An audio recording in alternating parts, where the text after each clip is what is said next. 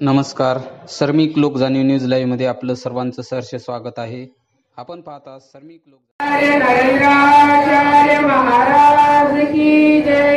समर्थ सद्गुरु काळसिद्धेश्वर महाराज की जय. संत शिरोमणी गजानन महाराज की जय. आद्य जगद्गुरु रमणदाचार्य महाराज की जय. सिया वल्लभ रामचंद्र की जय. एक बोला वेंकटरमण गोविंदा गोविंदा. आपण मुखद्वारा अनाथ रक्षका गोविंदा गोविंदा. हर शंभो महादेव. या कार्यक्रमाला उपस्थित असणारे आपले पीठ प्रमुख असतील, पीठ सहप्रमुख असतील, पीठ व्यवस्थापक असतील, जिल्हा सेवाध्यक्ष, जिल्हा महिला सेवाध्यक्ष, जिल्हा निरीक्षक, त्याचबरोबर आपल्या पीठाचे बरेच काही लोक आहेत, ते सर्वजण समितीमधले असतील, आपल्या पीठ महिला निरीक्षक काही असतील, या सर्वांनाच अंतःकरणपूर्वक श्रीगुरुदेव करून इथं उपस्थित सर्वच पाठीमागे बसलेले असतील, आजूबाजूला असतील, सर्वच मान्यवर बंधूंना माझा अंतःकरणपूर्वक श्री गुरुदेव आणि इथं बसलेल्या माझ्या मैत्रिणी ज्यांच्यासाठी मी आले त्यांना सगळ्यांना श्री गुरुदेव. तुमच्याकडे सगळ्यात मोठी कंजूसी आहे ती म्हणजे आवाज वरती काढण्याची, आणि आमच्यात सगळ्यात मोठी एकच गोष्ट आहे आमच्याकडे आवाज चढवण्याची. ज्यांचा आवाज कमी असतो ना त्यांचं काही चालत नाही कुठे.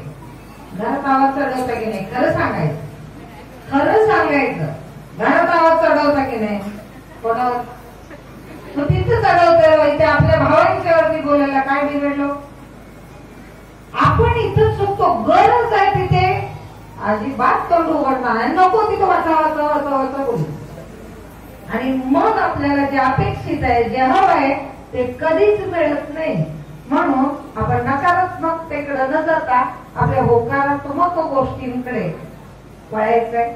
हे वळताना आपल्या मनामध्ये भावना काय असल्या पाहिजेत. आपण कोणाची तरी आई आहोत, आपण कोणाची तरी बहीण आहोत, आपण कोणाची तरी बायको आहोत, आपण कोणाची तरी ताई आहोत, आत्या आहोत, मावशी आहोत. एवढी नाती घेऊनच आपण जन्माला येतो. अगदी गणपती बाप्पाशी सुद्धा नातं जोडायला आपल्याला आवडतं. शंकर बाप्पा गिरजे आई, गणराज माझे हो भाई. शंकर बाप्पा गिरजे आई, गणराज माझे हो भाई. रिद्धी सिद्धी वही बाई, माहेरी मजला होनी. माहेर माझे कैलासपुरी, माता ती माझी गिरिजा सुंदरी. त्यांची मी कन्या हो बापा, त्यांची मी कन्या. शंकरा बापा गिरजे आई, गणराज माझे हो भाई. बघा किती छोटस गाणं आहे, पण काय सांगून गेलं? आपल्या गुरुमौलींची ओळख सांगून गेलं. शंकर बापा गिरीची आई. माझा बाप कोण आहे? भगवान भोलेनाथ आहे. गिरीच्या माता माझी आई आहे, आणि गणराज माझे हो भाई, गणराज माझा भाऊ आहे. रिद्धी सिद्धी माझ्या वहिनी आहेत. रिद्धी सिद्धी वहिनी बाई, तिला काय सांगतोय आपण? माहेरी मजला होणी.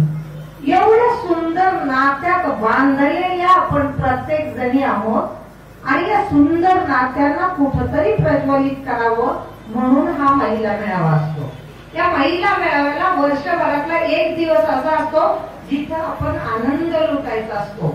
पण आपण जेव्हा येतो तेव्हा एवढ्या उत्साहात येतो, एवढ्या उत्साहात येतो, आणि वरती काय सांगतो? कार्यक्रमांच्या जवळ असेल तरच आम्ही येणार बरं का. नाही तेवढा वेळ मला घरी कामाला लागतो ना.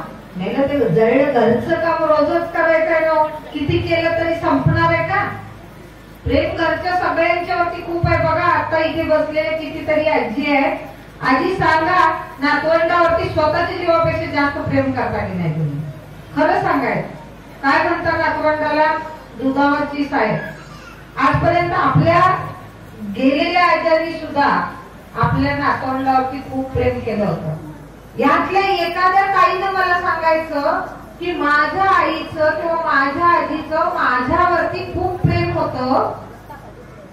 ताई शांत चित्ता नाही का? मी मगाशी पण सांगितलंय, माझ्या प्रत्येक प्रश्नाला उत्तर दिलं तर मी इथं कशासाठी आली ते कळणार आहे आणि मी मध्ये मध्ये प्रश्न विचारणार आहे. इथं बसलेल्यापैकी काही लोक असे आहेत का की ज्यांना यातलं काहीच कळत नाही मराठी?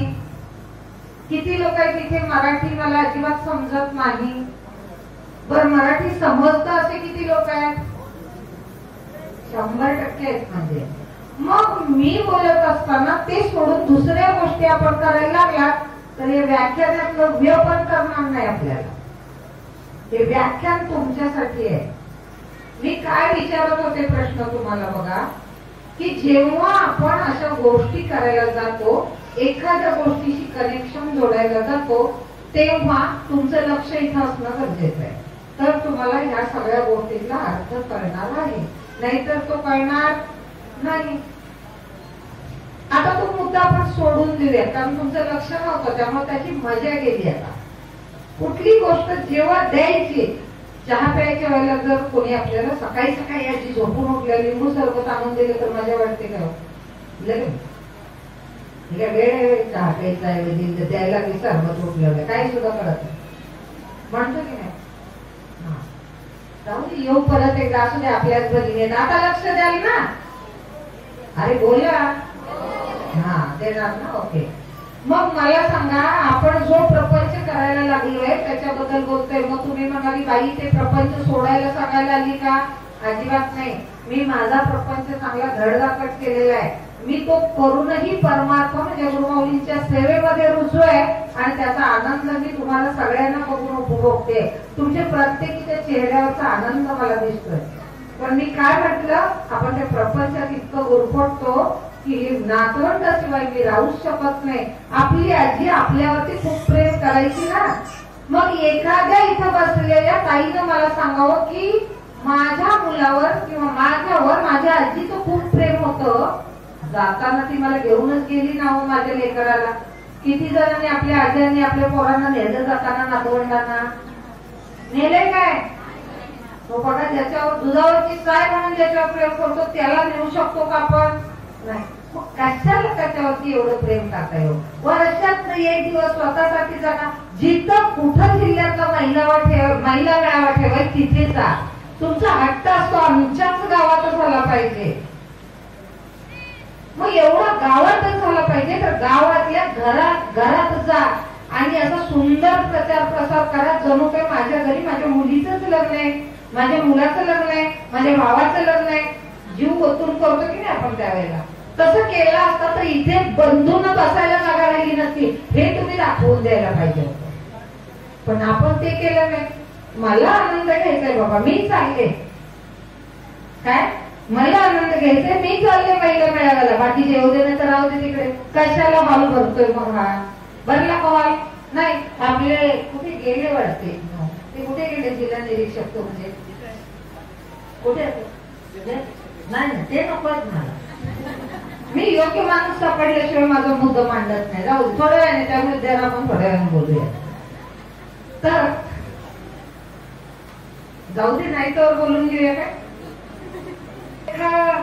दुःख अडवायला उंबऱ्याचा रेखा मित्र वनव्यामध्ये गारव्याचा रेखा मित्र वनव्यामध्ये गारव्याचा रेखा.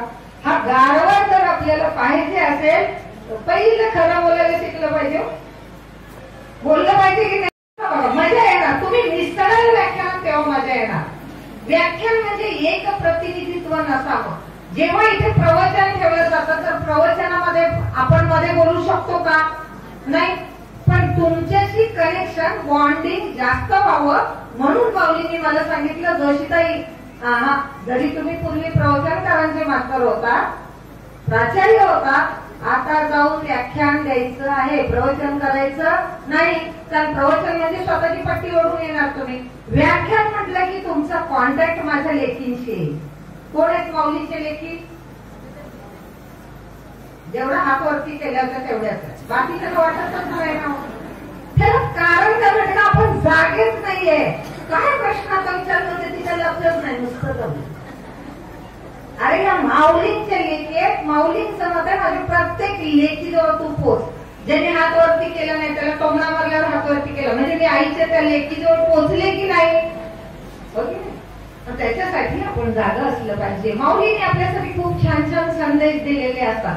या व्याख्यानाच्या माध्यमातून तुमच्याशी गोड बोलायला सांगितलेलं असतं. या व्याख्यानाच्या माध्यमातून तुम्हाला बारीकशे चिमटे काढायला सांगितलेले असतात. या व्याख्यानाच्या माध्यमातून तुम्हाला गोड बोलून एखादी शालजोडीतनं हाणायला पण सांगितलेली असते.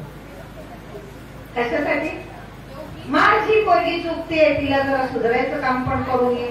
माझी पोरगी डोक्यापेक्षा जास्त चढत असेल, चालत असेल तर तिला पण सुधारली पाहिजे ना.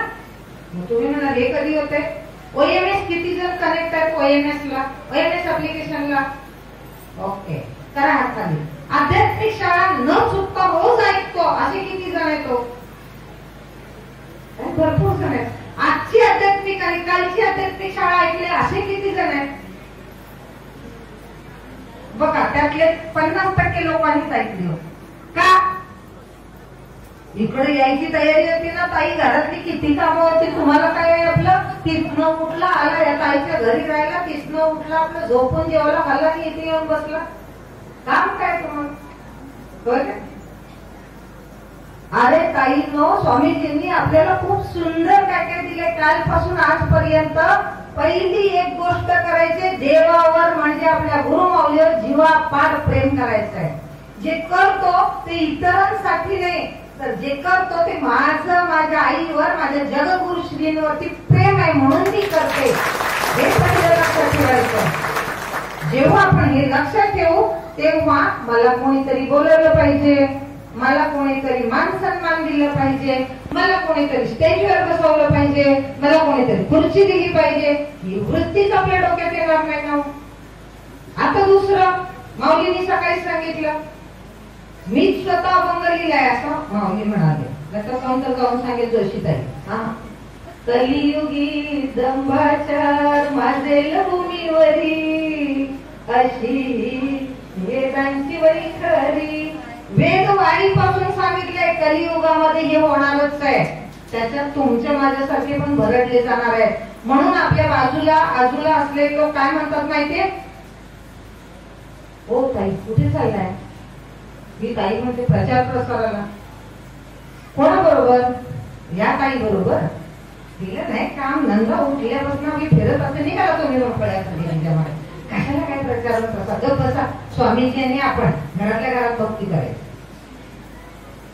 एकदा दोनदा तीनदा त्या ताईने अशा टोचणे मारल्या की चौथ्यांदा आपल्याला वाटायला लागतं की ताईच बरोबर आहे, खरंच ही ताई मोकळी आहे वेळात. आणि तिथंच आपण फसतो. कारण का? कलियुग डोक्यात एकदा कली शिरला आपण सुधारण्याचं नावच घेत नाही ना. मग जर असं केलं तर त्या ताईची मात्र साधना, सेवा, भक्ती सगळं वाढतं. आणि आपण जिच्या नादाला लागलो तिच्यामुळे आपली सेवा चुकली. आता साधना करताना आपला प्रपंच आपल्या आडवा, त्यामुळे साधना पण चुकली. म्हणजे जे काही थोडंफार आपल्या हातनं होणार होतं सगळं मुसळ आपलं केलं. कारण आपण नादाला कोणाचे लागलो बघा. आणि जर ते परमेश्वराची इच्छा आहे असं समजून मी सेवेला त्याच ताई बरोबर गेले तर पांगळाही चढेल गिरी असता ईश्वराचा आशीर्वाद श्री. आता कूलर चालू झाले बरोबर आहे. कूलर पण बघायचं काय काम आहे का?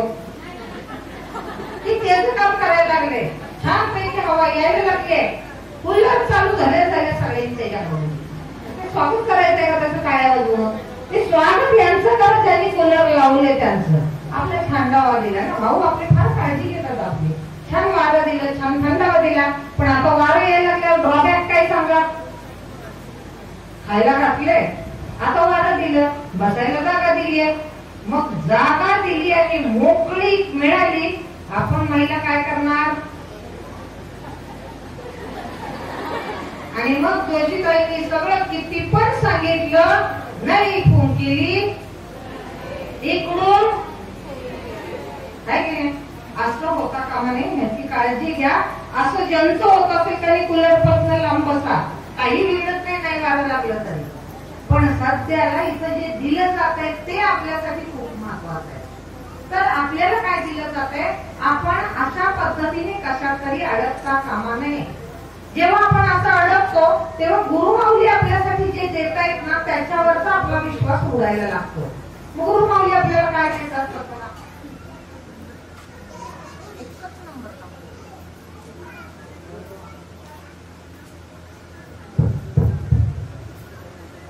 तर गुरुमाऊली आपल्याला नेमकं काय देतात? गुरुमाऊली आपल्याला स्थैर्य देतात, गुरुमाऊली आपल्याला आरोग्य देतात, गुरुमाऊली आपल्याला समाधान देतात, गुरुमाऊली आपल्याला आयुर आरोग्य देतात. या सगळ्या गोष्टी देव आपल्याला देतो, म्हणजे आपले सद्गुरु आपले जगद्गुरु श्री आपल्याला देतात. पण आपण मात्र त्यांना काय देतो याचा जराशी तरी अभ्यास केला की लगेच लक्षात येतं. म्हणे आपण आवळा दिल्यावर देव आपल्याला भोपळा देतो. आपण काय करतो माहितीये, आपण अगोदरच देताना आवळा आणि देवाकडून मागताना मात्र द्यायची अपेक्षा नाही, मागायचंच. माऊली अध्याय वाचतोय बघा, आपली पद्धती. माऊली अध्याय वाचतोय, हा चला परमपूज्य गजर घेणार. गजर झाला की आपल्याला माहिती आहे निर्गुण रूपात माऊली उपस्थित राहिले. पहिली आपली लिस्ट वाचतो. माऊली अध्याय वाचायला लागले ते माझ्या पोरीचं लग्न ठरवू दे, माझ्या मुलाला जॉब लागू दे, आणि ते माझं बारकं बाळ रडतंय ते बंद होऊ दे, आणि माझ्या नवऱ्याची दारू सुटू दे. मी काय देणार आहे?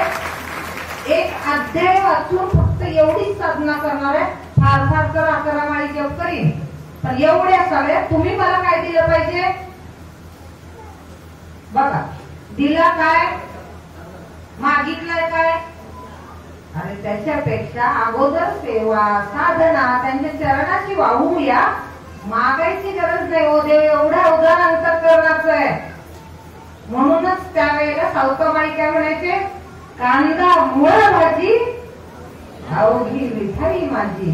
सगळ्यामध्ये त्यांना परमेश्वर दिसायचा. आणि आपल्याला प्रत्येक पाऊलागणीच प्रपंचातल्या अडचणीच दिसत आहेत, दुसरं काय आठवतच नाही. आता घड्याळात किती वाजले, काही बाई कार्यक्रम लवकर चालू व्हायला पाहिजे होता, 1:45 वाजले ना. कसला कार्यक्रम, जरा सुद्धा लोक वेळेत चालू करत नाहीत. पहिला प्रश्न आपण स्वतःला विचारला पाहिजे, आम्ही किती वाजता आलो? किती वाजताची वेळ दिली होती? 10 बरोबर. 9 आलो. किती वाजता? सवड मिळेल तेव्हा.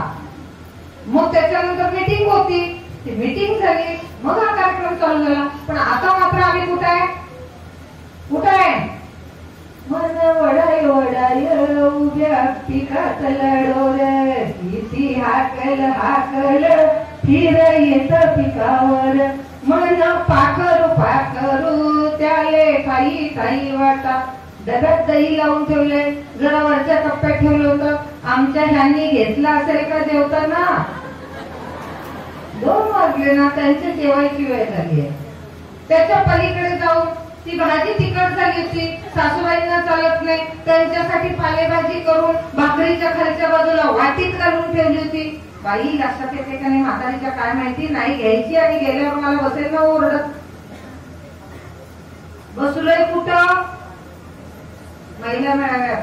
घरातले ओरडतात काय? गेली उठल्या उठल्या महिला मेळाव्याला. महिला मेळाव्यात तर आहे का होत आई आपण? म्हणून म्हटलं त्यावेळेला त्या संतांनी अशा गोष्टी मुद्दाम लिहून ठेवल्या. बहिणी ह्याच्यासाठी लिहून ठेवले. मन पाखरू पाखरू त्याले खाई खाई वाटा. जर हे आपल्याला जपता आलं तर नक्की होणार आहे. जर आपण ही सेवा काही केली तर कोण करेल?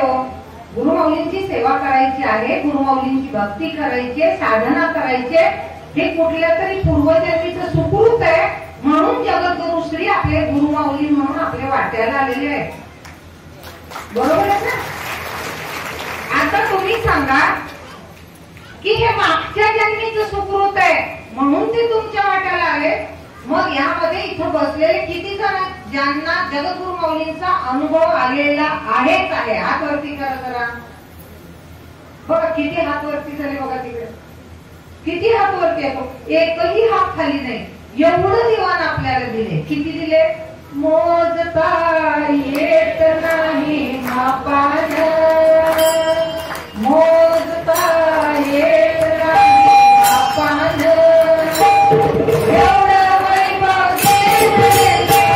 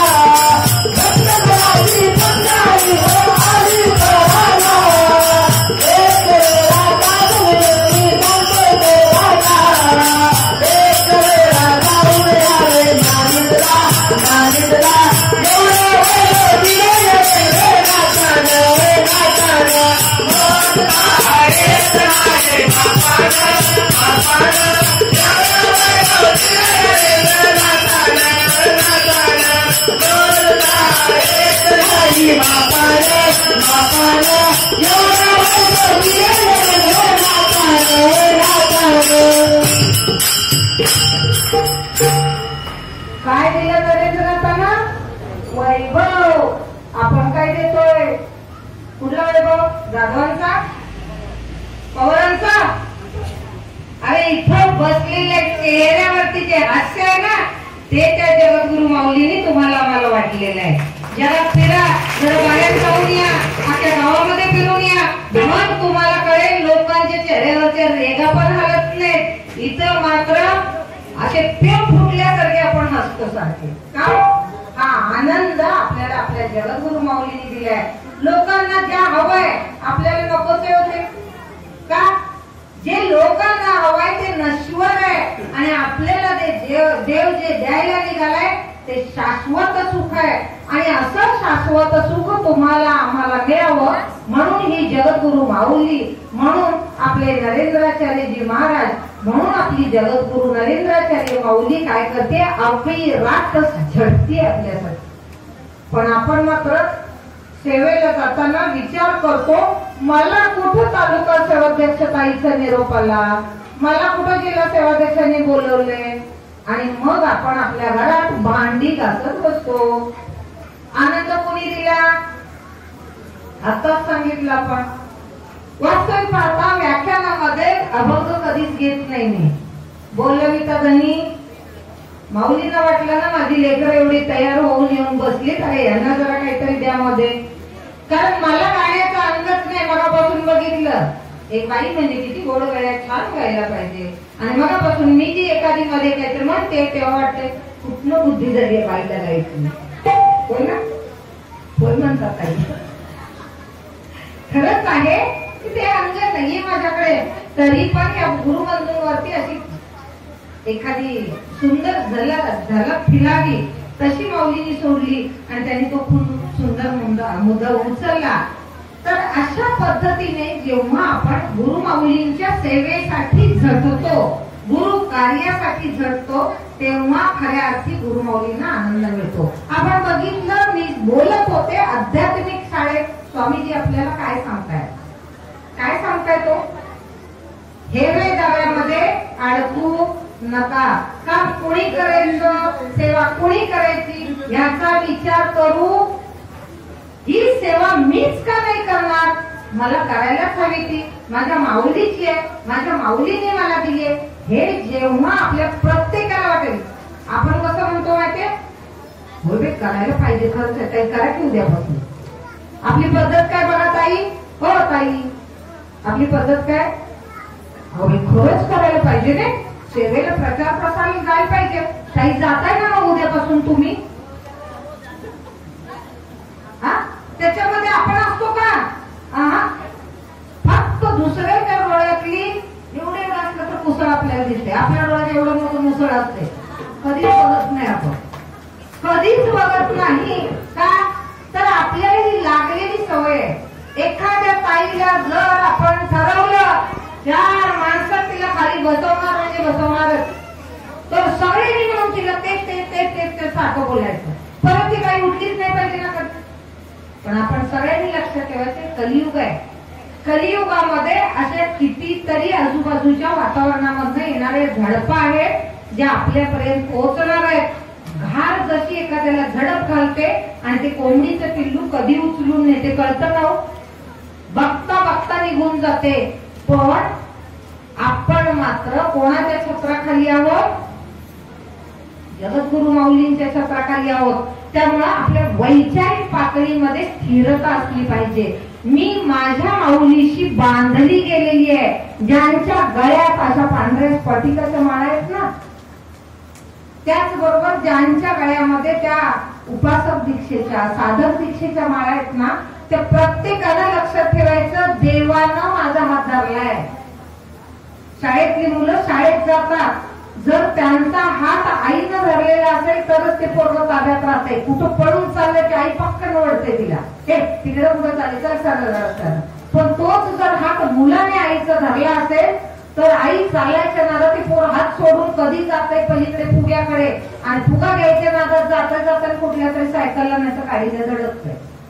आई बरोबरच असते. घरात आल्यावर फुलं पडतात, तुझं लक्ष कुठं होतं?